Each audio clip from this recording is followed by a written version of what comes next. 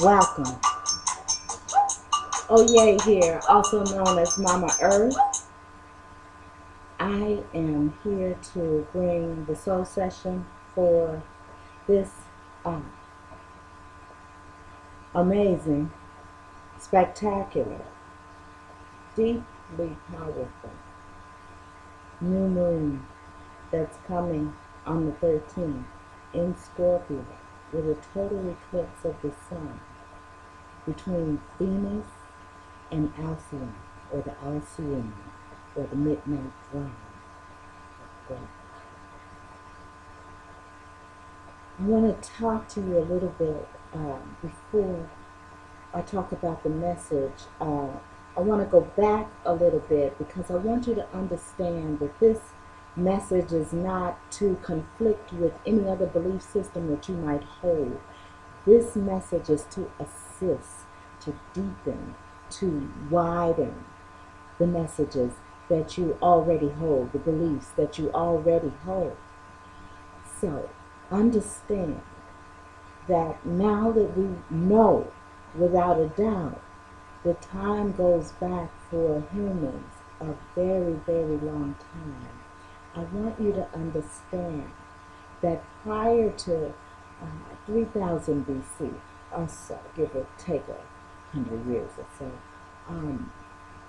there was total and complete understanding, acceptance, and acknowledgement of the divine feminine, the divine feminine, the great mother. She is in every culture.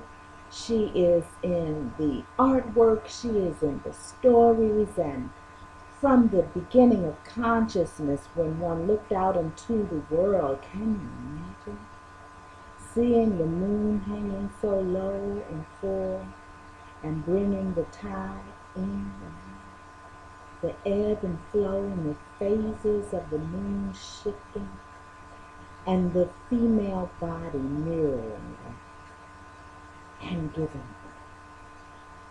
Can't you understand that somewhere in your beings why there is such a need for the divine feminine? I would love if we came to that of our own accord. But if you are uncertain, just listen to the message and then observe in your own life. Now this eclipse is pretty serious. It is in Scorpio. If you know any Scorpios, you know what I mean.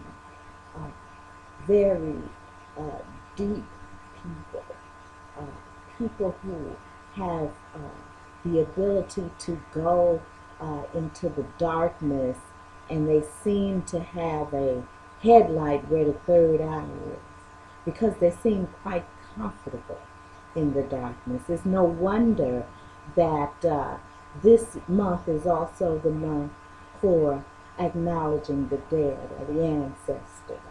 Not just the three sacred days, Hallows Eve, All Saints Day, and All Souls Day. That's the opening. Then we move through all of our phases in that consciousness. So you may have been experiencing some profound interactions, maybe with some that you have lost in the physical.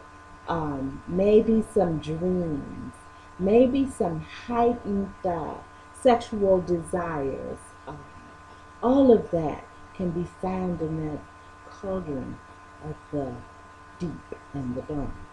There's nothing to be afraid of. Absolutely nothing. Secrets, what's done in the dark does come to the light. And as one of my favorite movies, James Bond, anything James Bond, is hitting the movie theaters, Skyfall, we have this huge secret coming from the keeper of secrets. That's awesome. For General Petraeus to be found with the darkest secret as the keeper of the secrets in the month of the darkness as we move towards this total eclipse of the sun. In between the Great Mother in her aspect of crone, the all-knowing, all-seeing in the dark, and her maiden form as Venus, Oshun, Aphrodite. There are many names for the beautiful one, for the maiden. She is the keeper of the rivers. The crone is the keeper of the wind. And the Great Mother gives birth and is the keeper of the oceans. Sandy, Great Mother, keeper of the oceans, felt lonely for her land. She stood up, raised up her skirts and walked, calling out for her sister self, or Yah, the wind, who blew in to meet their sister, Oshun, Venus, the keeper of the rivers. And they rushed together in a thunderous, awesome, destructive greeting. It is the announcement, and I will tell you more in part 2. Our room